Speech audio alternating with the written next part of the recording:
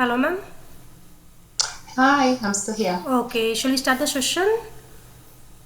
Yes. Great. Hey, everyone, and good noon. So pumped to see you all here. And big cheers to Dr. Nokuthula Tlalajoe-Mokhatla and our awesome participants. You make this special. We are diving into some cool stuff on communication, how to really make it connect. So don't be shy and jump in with your thoughts. Let's keep it fun and interactive. So grab your coffee and get comfy and let's crack the code to powerful communication. So ladies and gentlemen and your friends, it's an absolute delight to welcome you all to this exciting session on academic guidance framework. Whether you are a student trying to figure out your path, a mentor guiding others, or just someone curious to learn, today's session is for you. We are here to make the whole academic journey feel a little less overwhelming and a lot more empowering. You know, academic life can sometimes feel like a maze with way too many turns, but that's exactly why having a strong guidance from a framework matters. It acts like a compass. Today, we are going to break things down and share real world insights and have open conversations that help you move forward with clarity and confidence. Let's make this session as interactive and useful as possible so as discuss and engage. As the great Zig Ziglar once said, you don't have to be great to start, but you have to start to be great. So let's start today with curiosity, with questions, and with a motivation to turn academic goals into real, achievable milestones. Welcome once again, and let's get started. And before we begin, Dr. Nukudula's session, I would like to take a moment to introduce her. So, alright, everyone, I hope you are ready for some serious inspiration because today we have the absolute honor of welcoming a truly remarkable human being to this session. Please join me in giving a warm virtual round of applause to Dr. Nokuthula Tlalajoe-Mokhatla. She is not just a name on a bio, she is a force of passion, wisdom, and mentorship who's being shaping the academic journeys of thousands of students in South Africa and beyond. Dr. Nokuthula wears many hats: academic head, senior lecturer, academic advisor, and wears them all with grace and heart. From her humble beginnings as a lab assistant to now guiding over 1,800 students, her journey is nothing short of inspiring. With a powerhouse background in biochemistry and a PhD in health professions education, she is all about empowering young minds and helping them build skills like time management, study strategies, and resilience. Things we all need in our academic lives, no matter we are. As we dive into this session, I want to leave you with this quiet that perfectly captures her spirit. The influence of a good educator can never be erased. And Dr. Nokuthula is the living proof of that. So let's make the most of this opportunity, learn from her experience, and walk away today feeling a little more inspired and a little more confident and a whole lot more ready to grow. So welcome once again, Doctor. We are honored to have you. And before we dive into today's session, I would like to take just a moment to introduce you to something that's close to our hearts: TEMS Tech Solutions, a proud Swiss venture that's changing the way we see and use technology. At TEMS, we stand by three simple but powerful values: innovation, excellence, and affordability. Whether it's cutting edge engineering or next gen scientific tools, we believe everyone should have access to transformative tech. As a visionary, Steve Jobs once said, innovation distinguishes between a leader and a follower. And at times, we choose to lead with purpose. From digital marketing and web design and AI powered tools, server management and mobile app development, our work spans across industries like uh, aerospace, medical applications, energy, and more. We don't believe in one size fits all. We believe in tailored solutions that help business thrive in a world that's constantly evolving. As Albert Einstein wisely said, Strive not to be a success, but rather to be of value. That's our mission. To add real value through strategy, technology, and a mindset focused on progress. But what makes us most proud is not just our business, it's our impact. With our initiative Mastering Up, we are focused on empowering the next generation by equipping students, especially from rural and underrepresented areas, with real world skills for real world success. Because, as Nelson Mandela also said, education is the most powerful weapon which you can use to change the world. So, today, as we begin this session, let's not just learn, let's imagine, build, and shape a brighter tomorrow together. The future starts now. So, at the end, I would like to introduce to the motto of Dr. Nokuthula: empowering minds and transforming futures one student at a time. So I would like to hand over the session to Dr. Nokuthula, and also thanks a lot for joining us today, and over to you, ma'am. Thank you so much, Sangati, for the very, very warm welcome. I am really honored to be on this platform. And good afternoon, colleagues. Good afternoon, students. And I hope I leave you with something by the end of this session. So thank you so much. And I also must say, your pronunciation for a very long Sotho surname was very good. Let me just start by saying the name Nokuthula is a Nguni origin, which is one of the 11 languages of South Africa, and it actually means Queen of Peace. So that is what you can remember if you cannot pronunciate my name. As it already been said, I am an academic head within the Division of Student Learning and Development. In addition to that, I'm also a senior lecturer. I facilitate soft skills. In addition to supporting the students, there's also the development component of us within the division or in the faculty at large. So a bit more about me. These are the students I offer services to, but I'm aware that today I'll be speaking to the engineering individuals. So one thing we can draw from that is the pact, what you call programs between the two worlds, the engineering as well as the health sciences. So in as much as I might be alluding to health, but please do picture yourself as me speaking to you because of the similarities that the programs have in common. And yet again, apologies for not being able to display myself. Technology just decided not to partake when it came to the camera, but hopefully I'm still audible and people can hear me. So what I was hoping to share with you today is touching on a few metacognitive strategies. There are so many definitions on what metacognitive strategies are. So we haven't reached consensus what they might entail, but one thing for sure, they do allude to learning styles, study methods, time management, which I love referring to as self-management.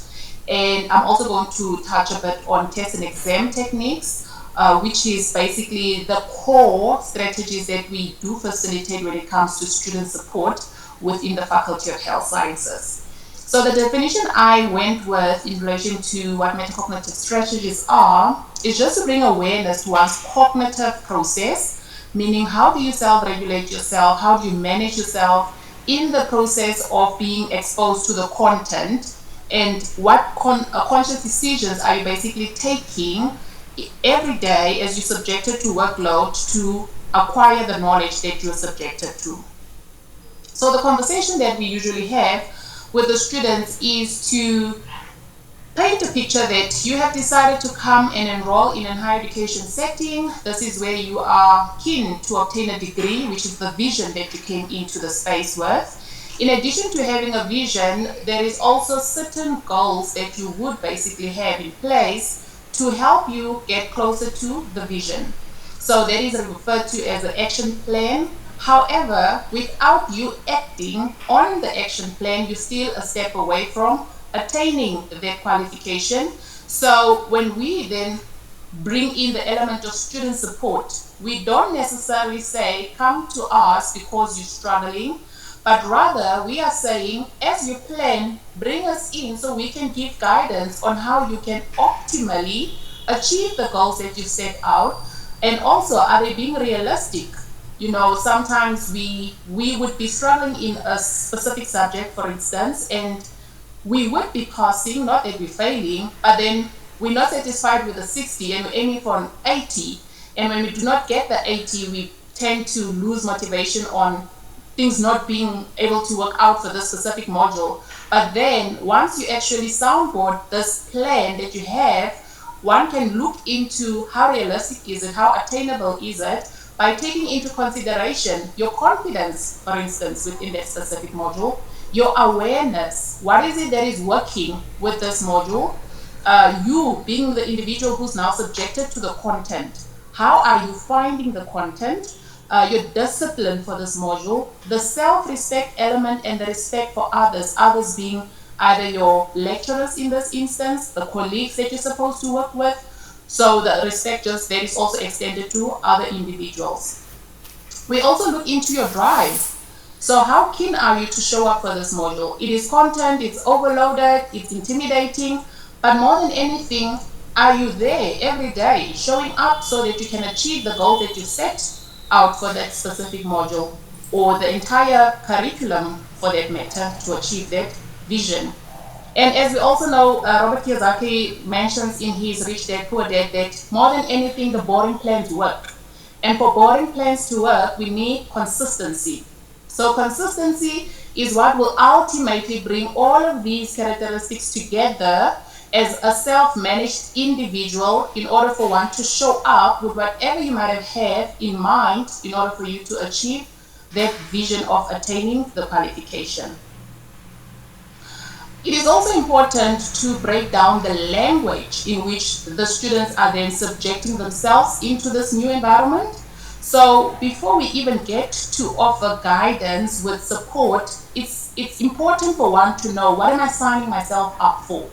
So with us, in our context, we have codes that are assigned to modules, and the codes are further then communicating a message, whereby in this instance, I just made reference to first year modules. This specifically is psychology. So psychology for first year, and with us, according to the higher education regulations, we have NQF levels that we have to attain. So by the time you conclude your matric, you have an NQF level 4. By the time you start first year, you're basically enrolled in NQF level 5. And this one is just making reference to you being in first semester. And the last digit within the 4 digits is basically the amount of credits that you enrolled for this specific module. But all the last digits are further multiplied by 4, and that is how we ended up having the 8. So then we also make students aware on the time they are required to invest in this module on a minimum. So if this is an 8 credit module, for us to work out the notional hours, we then multiply that by 10, and hence we ended up with 80. So by the time they conclude this module, a minimum of 80 notional hours are required for the student to attend classes, navigate the content, write assessments, do corrections if there's any practicals, or whatever the mode of facilitation might be for this, requires 80 hours on the minimum. And this is also great for the student to then know that if this module requires 80 and this requires 120 and 160 over here, and this one being a year module, hence the 0 over there, requiring 240 hours, it then makes sense why one module might need more attention in comparison to the other module. Because the reason why this is important, students tend to have, I call it the camping site. They camp to where things make them feel good. So if they enjoy anatomy, it's nice to camp there, because after all, I want to be a health professional, I'm learning about the body. But when it comes to psychology over there, not so entertaining, so I might not give it enough time. But at the end of the day, it is actually empowering to know how much time is required from you on the minimum per module, so that you can equally basically pay attention to those subjects. So how do we go then about this? As we know, the higher education setting, once we get there, the pedagogy is basically to create opportunities where learning takes place. We also integrate our teaching methods. We then, subject students to being assessed so that we can check in with the content. And in so doing, we also want to have that relationship where students can come in and check in with us whenever they need to facilitate these taking place in their courses. So first things first, as you've also seen, I've listed learning before teaching, because We are now in an era whereby the student needs to expose themselves to learning way before we, as the lecturers, come and teach in our class settings. And that is what higher education is all about. And after those two have taken place, then the assessment element comes in, but they all work hand in glove. So one can actually happen while the other one is happening. And we also encourage students to not see us as these, what you call, people at the podium, basically preaching on them, but see us as a collaborative, I would say, relationship at the end of the day for us to help them navigate these elements. So the first thing with learning, when a student gets exposed to learning, there are outcomes that are being communicated. The terminology might be different, but at the end of the day, when you are exposed to content, there's certain expectations that the lecturer wants you to be able to meet. So we then communicate those through action words, and these can be terms that are verbs to basically ask what is it that we want you to do in this instance. By the end of the session, we want you to maybe name the 5 mechanisms that are responsible for such and such. At the end of the day, we want you to draw a structure, a turbine, perhaps. So these are the terms that are also ranked, and I specifically making reference to Bloom's taxonomy because that is what we make use of. So looking at where the students are, Bloom's taxonomy's applicability, which is the cognitive levels, will only require them to remember content and understand content at first year level. So there are certain terms that we use to basically expose students to content where they just required to remember as well as understand. As you go further on to the program in second year, we do ask you or require you to remember, but in terms of mark allocation, we won't score you a lot of marks come second year for remembering something, because that is something you would have already paid attention at first year level on. So if you used to get 3 marks for remembering something, by the time you get to second year, we will probably just give you a mark for remembering, for giving us a definition. And showcasing understanding is quite important still, but now as you go up, we're further going down the Bloom's taxonomy levels of cognition, where we want you to showcase application. So it's important to know as a student that in addition to me knowing my work, I need to get to a point where I further go up to showcase understanding. After having known the concepts, being the principles and understanding, I need to get to a point where I can combine my knowledge and my understanding to basically show application. From there on, as you go forward, being second year, third year, fourth year, we're slowly integrating higher levels of cognition within the content that we disseminate to you. And by the time we are done in terms of qualification obtaining, you would have been exposed to all these levels.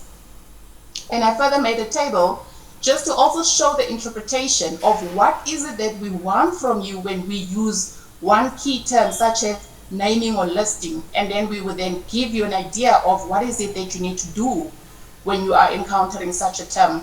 And I have a few tables to just break down the terminology, because sometimes students don't miss out on giving the correct answer. Students miss out on giving the correct answer due to not understanding what the question initially required. But as I've indicated, the minute you start your learning process in your own space and you go through these key terms being the outcomes, you're already making these terms part of your vocabulary, and it becomes familiar for you to know when they say this is what it means. It also helps you to easily navigate the content, because if something says go and interpret, by the time you get to the textbook, you know that I'm not reading to just recall the science or the facts.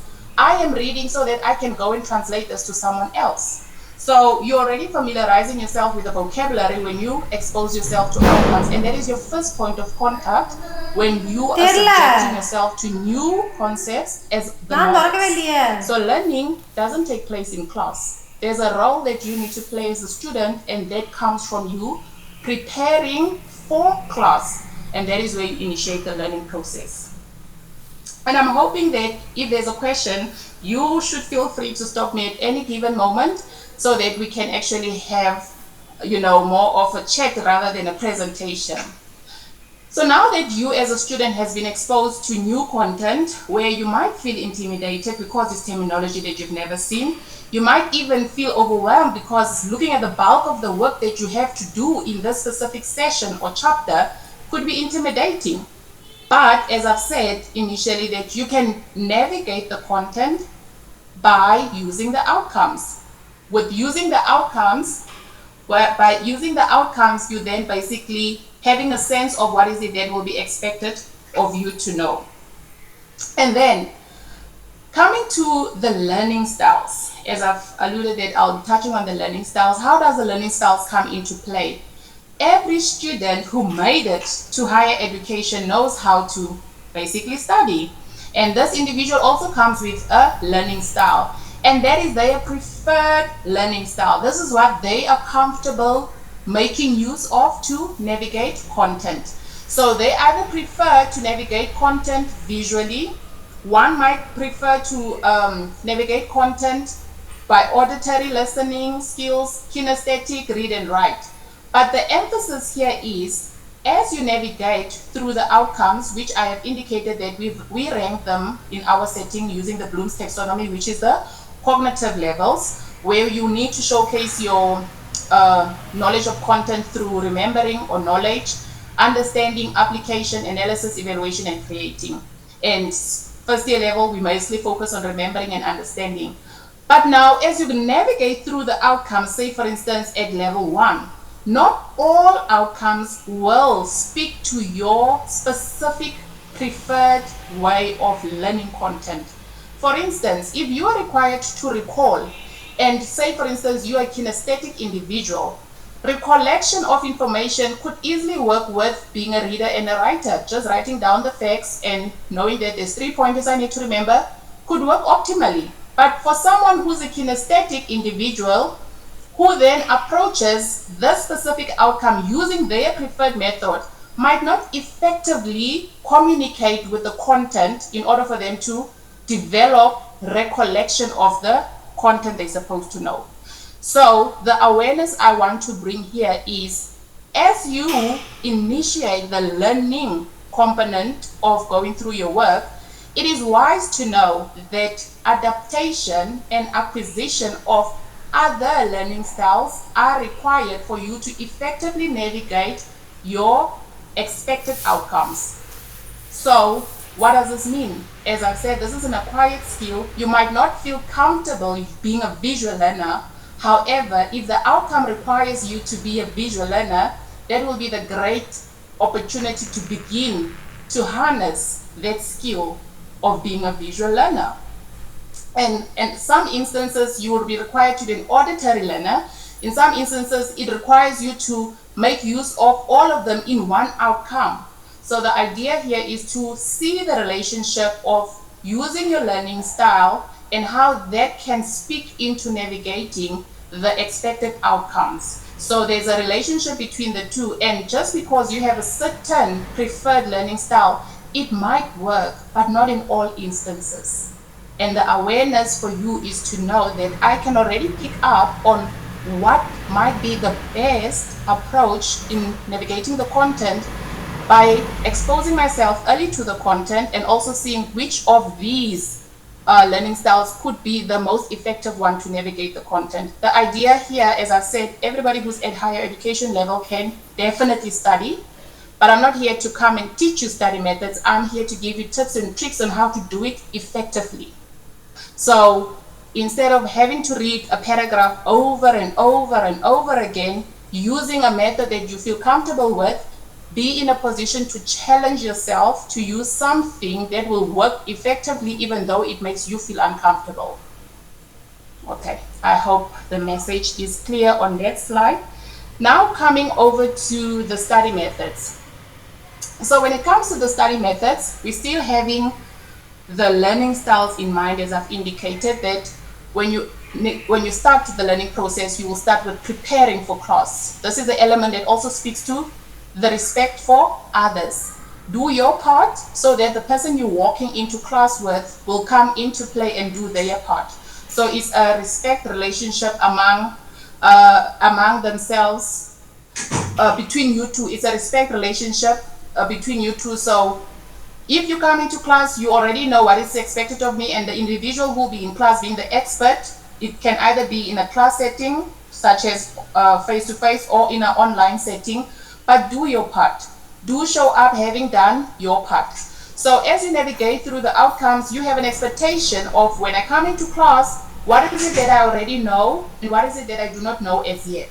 By the time you get to the expert, being the individual who's going to facilitate the session, you have an expectation as well. Remember, the individual also have an expectation of you, but you coming into class, knowing where you stand with the content, having identified your gaps, you then too develop an expectation. And by having an expectation, I don't mean raise your hand up every 5 minutes to ask a question, but it's basically a conversation that you have with yourself to say, from the list of outcomes, say for instance there were 15 outcomes, as I navigated the content by myself, initiating the learning process, I managed to find answers to 10 of the 15. But as I'm coming into class, I actually still have 5 existing gaps in my knowledge. So as I'm going to sit in this class for 2 hours, I have an expectation that the expert in this module, as they're going to teach me, will help me navigate the gaps that I came into class with. So this speaks to you being an actively engaged learner. So you are actively engaging with the content without having to ask questions every 5 minutes, but it's because you already started the learning process. So by the time you get here, you continue on the learning process where teaching is also taking place. After 2 hours, you get out of class, and the main thing that I always emphasize over here is reflecting. Reflecting is super important, especially on the day. Sometimes we have back-to-back classes where we start class at 8, we end the day off at 4, but try by all means to create time to reflect after class. This will come in very handy. So what does reflection mean? There is always a confusion when I speak about reflection. Students already think revision.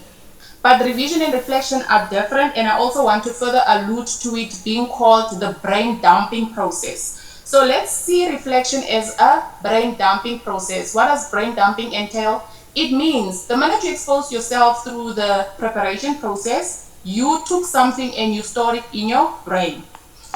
Then when you went to class, you took more of what you needed to know and you stored it in your brain. By the time you come from class, the idea is dumping all the content you have now sort of retained after the engagement of the content in these two settings. So that just wants you to do is ask yourself, what is it that I knew before class, and what is it that I know now after class? And that's all you're required to do. So today's date could be the 5th of August. I did a session in, I don't know, the principles of mechanics, and we covered so many outcomes. This is what you understand at your level. You are not using the textbook, you're not using the slides. This is just content that you have accumulated over the period.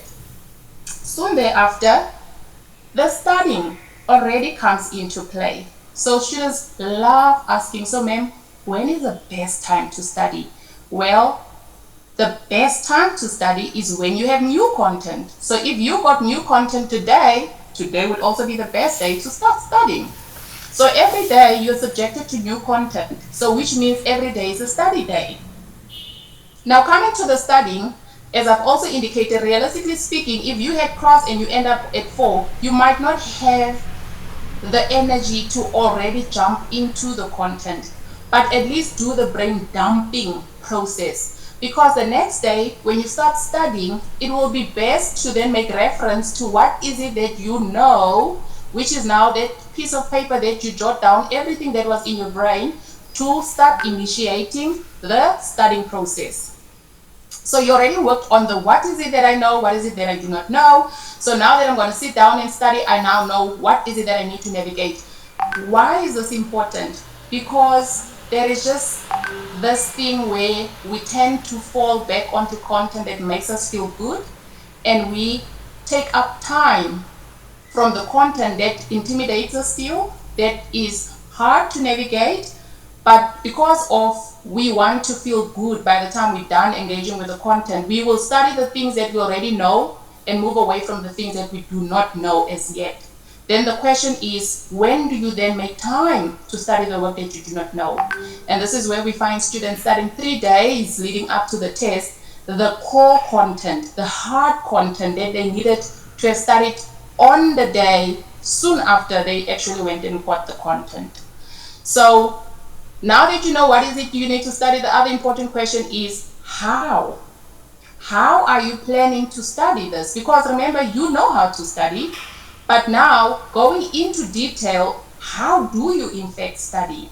So the how speaks to the physical learning, and the physical learning, as we've already touched on the learning styles, this is where the learning styles come into play. So the same message that I elaborated on the importance of knowing your learning styles and the importance of being open to acquiring other learning styles, so that at the end of the day you have all of the four, and it makes your multimodal student comes in very handy when it comes to physical learning, because not all outcomes that you're expected to know will speak to your preferred learning style, but will require you to adapt to other learning styles. So I'm not going to spend much time on that one since we already touched on that one. The other one that speaks to the how is the cognitive learning. So the cognitive learning here in this regard speaks to the science. Sometimes it's difficult to even make sense of the science.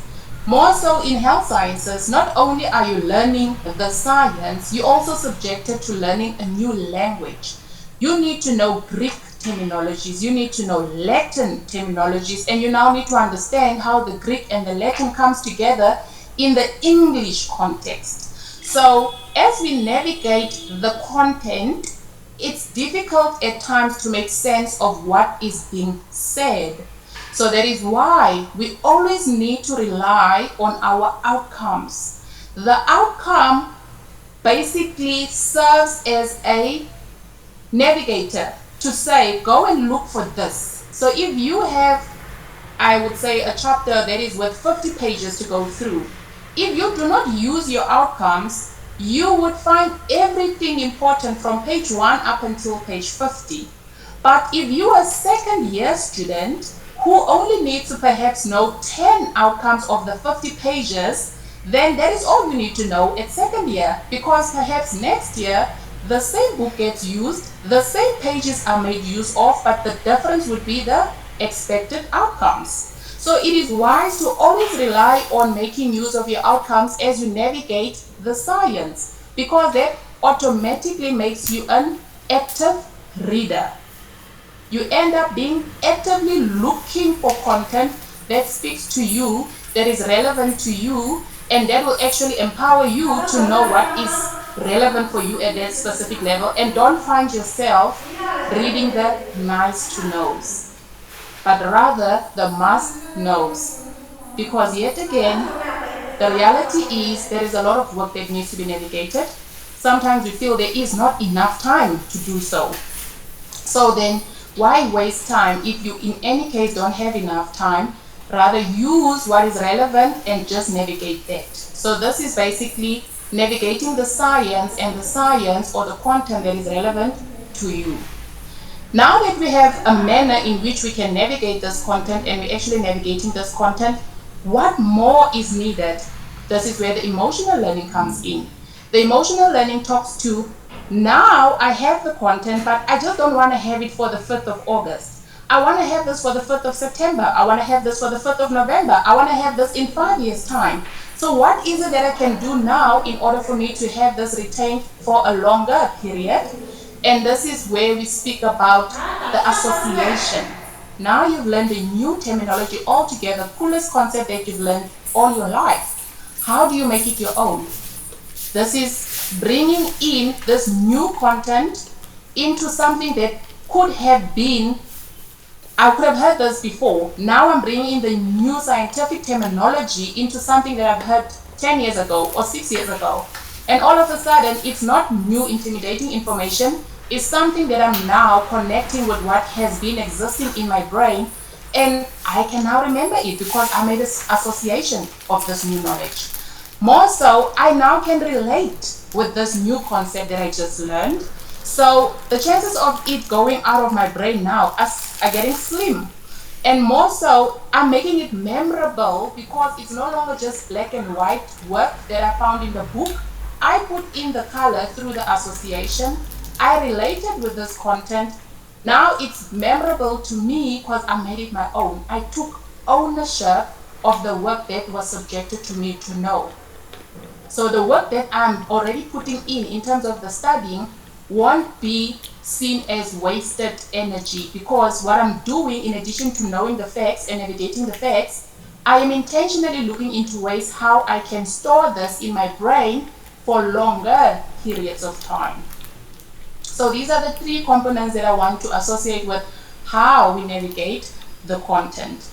And in addition to that, the when and where are also quite important, especially in our setting, whereby majority of our students live off campus. So if someone comes to class at 8 and leaves at 4 and they still need to commute back home, when they get to their place, they are staying in a commune, they are the only ones doing health sciences, the rest of the guys are probably having a party. So your where and your when would also have an impact on what is the conducive setting where you can actually carry out the study. So when can I study is in relation to, I do not know how to study at night. So if I do actually sit down in front of a book at night, it's actually a waste of time. However, if I get home, try to have something to eat, and then sleep until 12 o'clock and wake up until 4 o'clock and take another nap until 6 o'clock and wake up for the day, that usually helps, because then I don't feel as tired, and also I don't see myself as, oh, I cannot study at night because it's already morning hours, so I can get work done. Perhaps also when I try to study at 8 o'clock, everybody's still awake where I'm staying, so it is not the best time for me to study. During that time, perhaps I would rather invest my time in reflecting and maybe preparing for tomorrow. So I can then wake up in the morning when it's quiet and then I get to study. So all of these play a role in how you effectively go through your content. And I usually spend a lot of time here because of the key elements I want to highlight on what needs to be considered when one studies. And then after we have studied, obviously it's always advisable to check in with the information. Do not wait for a test for you to be able to see whether you've grasped the work or you haven't grasped the work. It is important to already have a reversible arrow between number 4 and number 5, whereby if you have set out to study 3 outcomes, before you go to outcome 4, 5, and 6 perhaps, you then need to go and check in with the content. Because I usually say retention of information and recognition of the information are cousins. You never know which one is which until you actually spend some time and check in. When you review the work and you recall the work and you find it easy to recite the work, then you definitely have retained the work. But the minute you check in and you review and it's a bit tricky for you to recall the facts and recite the work, then perhaps nothing got retained but instead got recognized. And there's a thin line between these two. And the only way you can differentiate is when you actually engage with the revision process and not wait for the test opportunity for you to see how much you've grasped when you studied and how much is still regarded as a gap in your knowledge. So that is that for this slide, and I'm moving now on to the next slide. So you are now subjected to an assessment, and we're also going to touch on the different forms of assessment. You now write your assessment. After the results come back, you happen to not do so well in this test. You got a 45%, and obviously then we're highlighting a gap. And I need to use inverted commas here, a gap of 55%, which is not a true reflection, because we also know you can be tasked to write on 6 chapters, but the content that could be used to appear in the test might not cover all 6 content with 6 chapters, but certain aspects of the chapters. So it is like inverted commas, you don't know 55% of the work, but the work specifically asked in that assessment, not the work that you were subjected to study. So please note that. But now there's another opportunity for you to learn here. What do you learn? You learn through reflecting. Remember, the first reflection was brain dumping.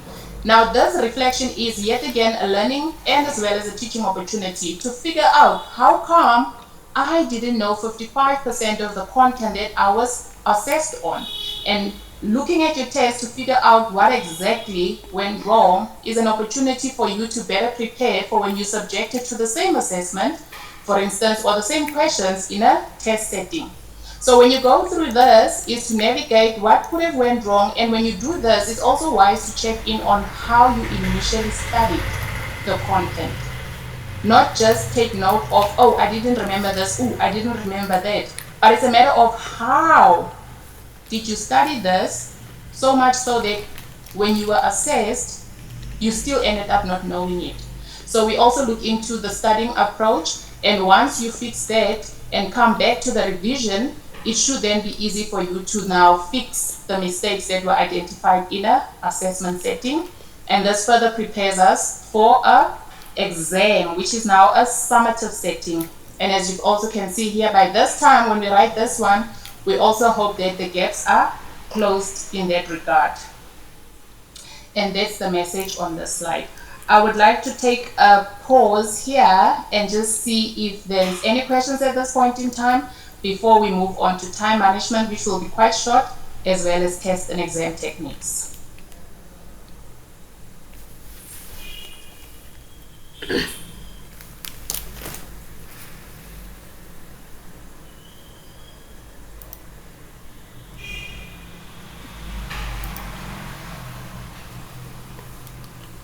Alrighty, okay. So the second part being the time management. So I usually tell students, if ever there is someone who knows how to manage time, they must please come and teach me, because I would love to manage my time as well. So realistically speaking, in everyday life, there is no such concept as time management. Instead, we manage ourselves within the time that we have. And when students also usually say, ma'am, I have an issue with managing my time, please help me set up a timetable, I usually say, I do not help students to set up timetables unless we have a conversation on what is it that you do with yourself within the time that you have in order for you to get closer to this vision that you set out, which is now to pass each year so that you get your degree or your qualification in the set time. So the example I want to make reference to here is for us to basically bring awareness on what is it that we do with our time. One should take note of how many hours do you invest in attending classes. Those you cannot change. So if your semester planner says you need to be in class from 8 in the morning up until 4 o'clock in the afternoon, at times even 5 o'clock, you don't have much of a say. So how many hours are then invested in attending classes and going to fetch new content? You take note of those. Which modules did you attend classes on for you to invest that amount of hours? You also take note of those. And then literature states that for each session, which is a 1 hour contact session, for each 1 hour contact session that you are sitting in class, you are required to spend a minimum of 3 hours to navigate that content. So if you happen to accumulate 3 hours worth of content, it basically translates to you spending 9 hours for that content for you to be able to make sense of it. Because in class, yes, we do facilitate you to understand the work, but ultimately you still need to go and sit down and use your way that you feel comfortable with going through the work. So literature says it's a 1-to-3 ratio. So yet again, we are not looking at how much time we have, we are looking at how are we spending, or rather making use of the time. So when you go for 8 hours in class and you now look at how many sessions you've attended, and when we use a 1-to-3 ratio, it means you now need 15 hours to go through the work that you took up for 8 hours. So if you were to add 15 with 8, that gives us 23. So knowing that we have 24 hours in a day, that means you haven't ate, you haven't commuted from where you live to class and back, you haven't made a phone call probably, you still need to do something other than books. That hasn't happened and it's already 23 hours. So if we look at in that light, it then means we don't have enough time in a day to go through the content that we're supposed to go through. But also in the same breath, we have the same way, whatever happens in Vegas stays in Vegas. Meaning, if you accumulated work from Monday to Friday, the idea is come Saturday and Sunday, you cannot be taking this work's content over to the next week.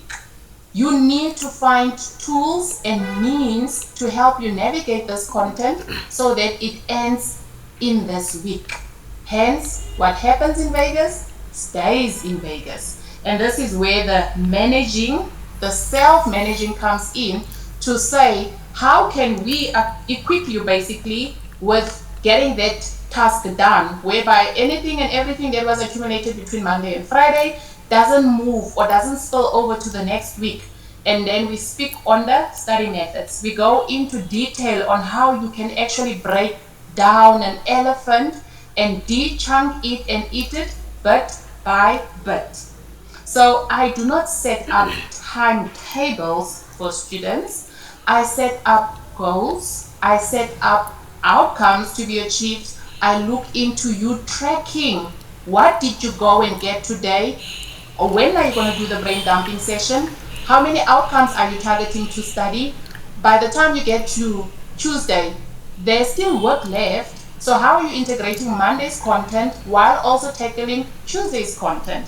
And that's how the process is going to unfold. And then each day there will be something that is happening, but come Saturday, come Sunday, you should be done with whatever you went and accumulated in that week. Because if you do not do that, we will end up here, whereby soon you have week one's content not yet looked at. Then you go into week 2 and there is more that you bring onto the table. And then you go into week 3 and then soon thereafter you have so much. And what we students always say, I don't have enough time. Of course, we all feel like we do not have enough time. But there are those who can manage to go through the work with the same amount of time that we are all basically subjected to.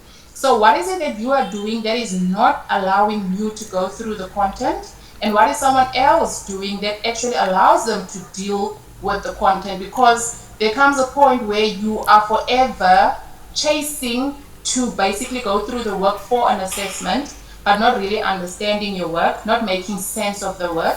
So the idea is to already tackle, once you see the accumulation of content, find strategies that can help you go through the work and not wait until there is no point of return. And hence the reference of the snowball effect.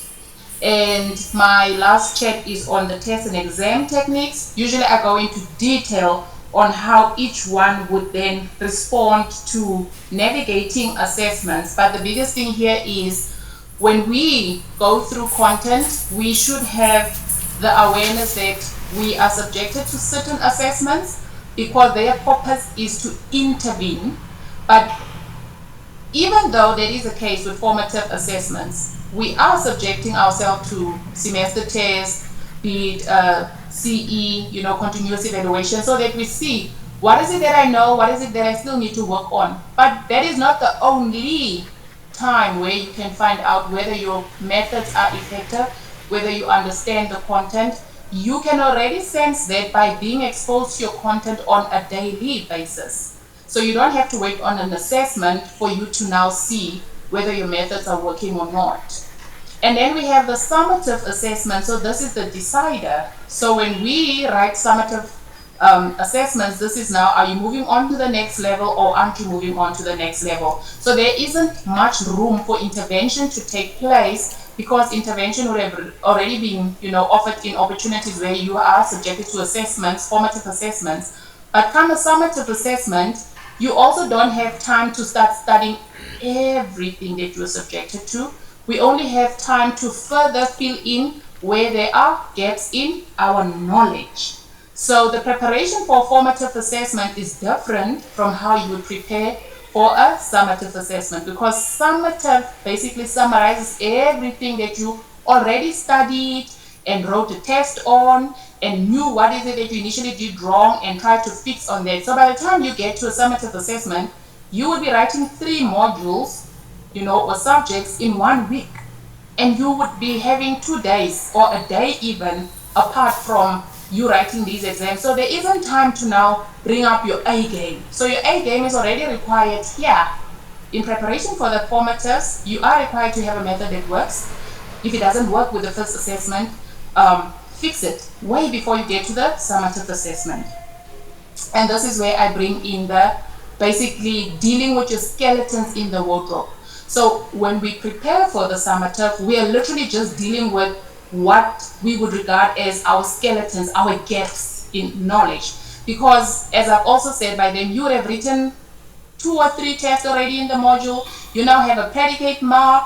You know that I'm doing well in this module, I'm not doing so well in this module. But just because you're not doing so well in this module, it doesn't mean go start from session 1 or chapter 1 and start from page 1 all the way to chapter 12 and the last page of chapter 12. You won't have the time to scaffold the knowledge, to have deeper understanding. There won't be time for that.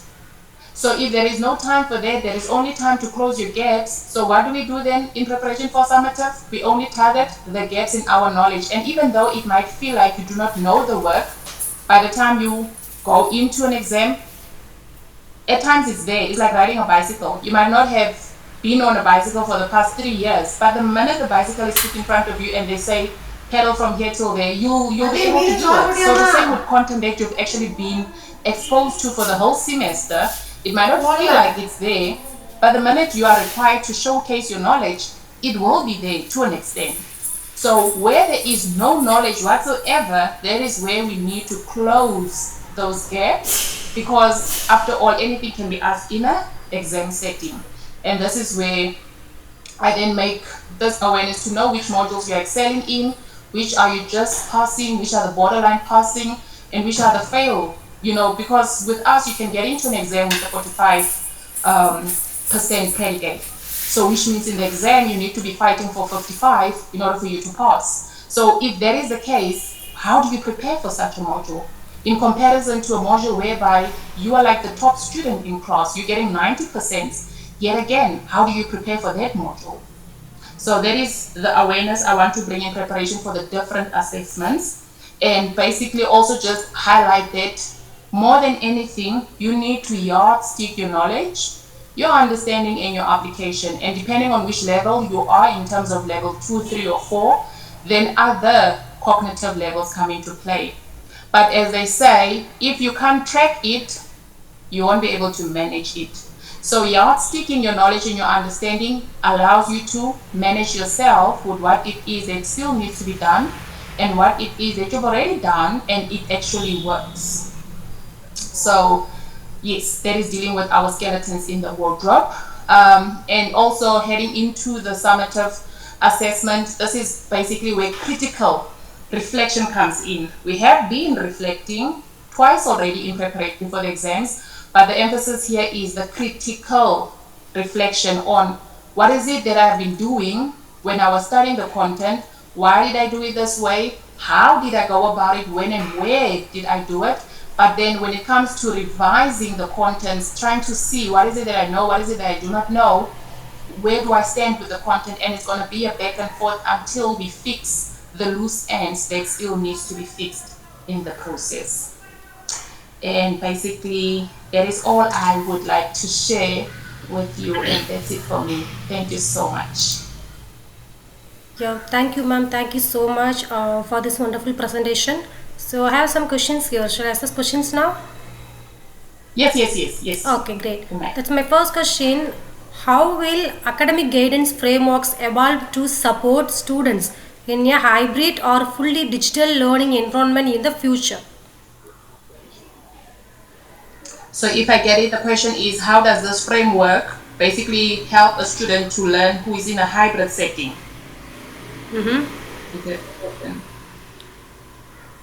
So this one speaks mostly to, if once you have the principles, I know you said Mandela, the phrase where Mandela says education is the key, but knowledge in this instance might not be enough. So you would know what to do when you have the framework, but if you do not put the framework to use, if you do not implement it, you might not actually see the fruits that the framework can bear. So it's basically having the principles and being managed with the knowledge that you have in order for you to try it out every day. So it doesn't matter where you are. The minute you know what is it that you can use to navigate, there is basically what you call, you will benefit from putting it into use. Okay, thank you, ma'am. What role will AI and data analytics play in personalizing academic guidance for individual student needs over the next decade? So I like making reference to AI as generative AI. So AI, generative AI, in terms of guidance or personalizing the learning, it needs to be fed knowledge by the individual. So my question to that person would be, how self-aware are you? How much knowledge do you have on relation to what works for you in an academic setting in navigating high workload?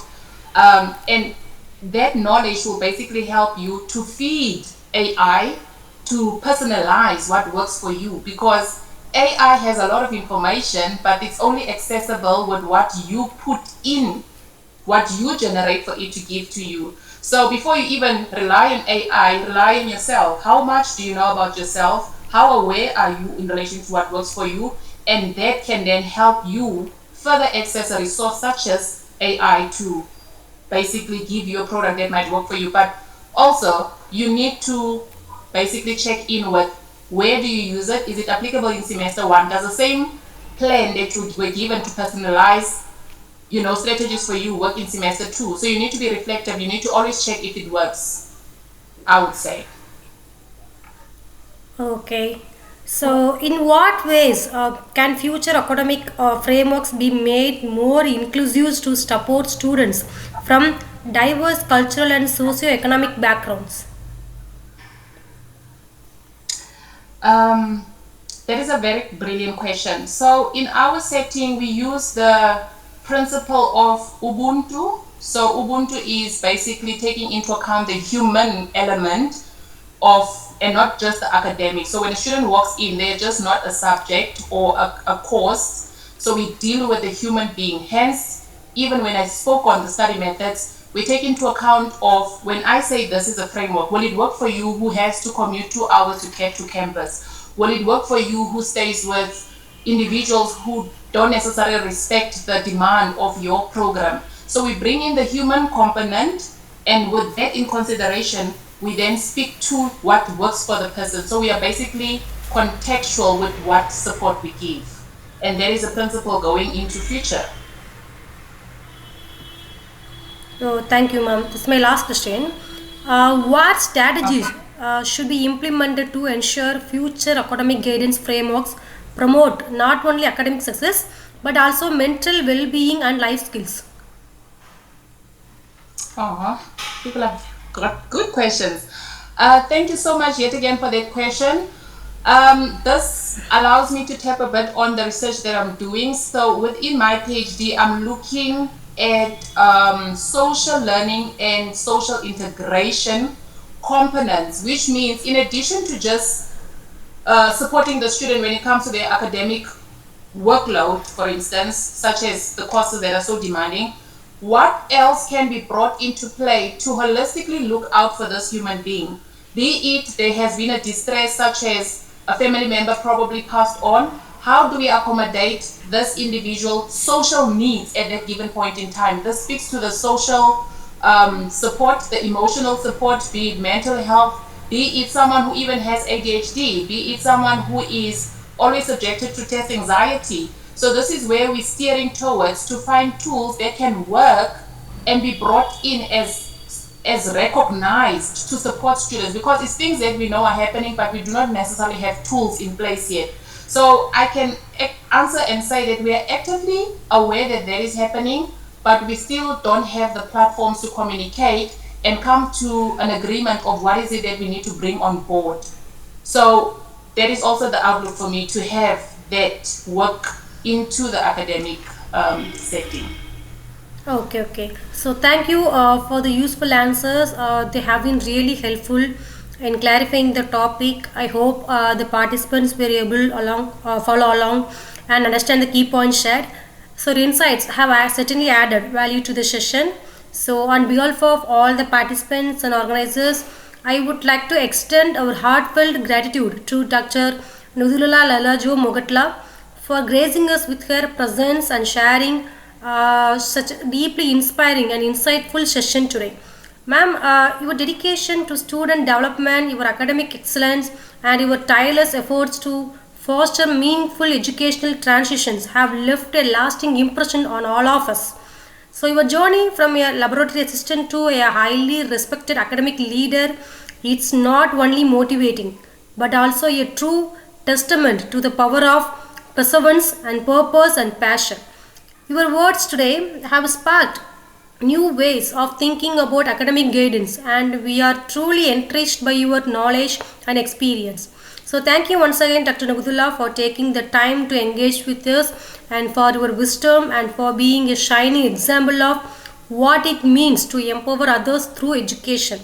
We look forward to carrying forward your ideas and continuing the journey toward more inclusive, effective, and student centered academic frameworks. Wishing you continued success in all your incredible work. So, thank you, ma'am. Thank you so much. Thank you so much for having me. I really enjoyed being here. Thank you. Thank you, ma'am. Definitely, we will meet in future collaborations also. Alrighty then. Sure, sure. Thank Great, you. ma'am. Bye-bye. Thank you. Take care. Bye bye.